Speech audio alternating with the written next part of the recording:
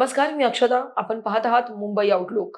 नवी मुंबईच्या वाशीतील मुंबई कृषी उत्पन्न बाजार समिती म्हणजेच एपीएमसी बाजारात फळे, भाज्या, मसाले आणि सुक्या मेव्यात केमिकल भेसळ होत असल्याचा प्रकार उघडकीस आलाय.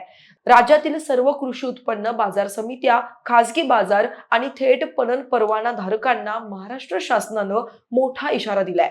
फळे, भाज्या, मसाले आणि सुकामेवा कृत्रिमरित्या प्रक्रिया करण्यासाठी, रंग, चमक वाढवण्यासाठी किंवा टिकाऊपणा वाढवण्यासाठी घातक केमिकलचा वापर करणाऱ्यांवर आता थेट कठोर कारवाई करण्यात येणार आहे.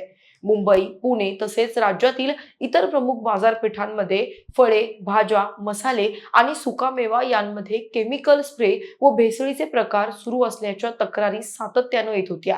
काही व्यापारी आणि अन्न व औषध प्रशासनातील संबंधित घटकांच्या संगनमतानं हा उद्योग सुरू असल्याच्या चर्चाही रंगत होत्या. याच पार्श्वभूमीवर पणन संचालक शरद जरे यांनी पहिल्यांदाच कठोर भूमिका घेत राज्यभरात कडक आदेश जारी केलेत. एपीएमसी मार्केट, खासगी बाजार समित्या आणि थेट पणन परवाना धारकांना नियमित तपासणी करण्याचे आदेश देण्यात आलेत.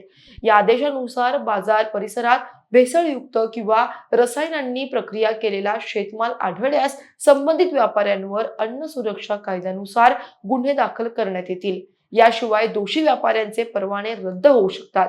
विशेष म्हणजे दोषी आढळणाऱ्या व्यापाऱ्यांचे परवाने रद्द करण्यासह बाजारातील सुविधा देखील काढून घेण्यात येणार असल्याचा स्पष्ट इशारा यावेळी देण्यात आलाय.